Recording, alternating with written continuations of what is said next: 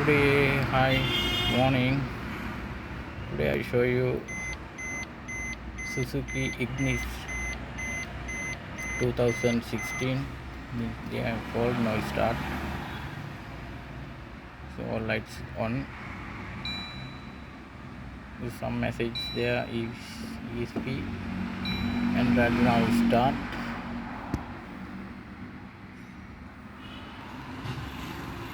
And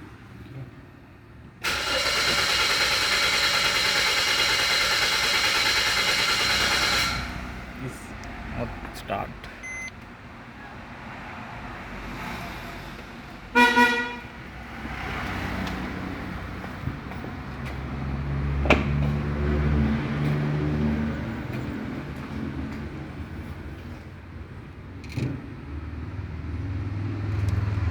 The problem is ECU problem.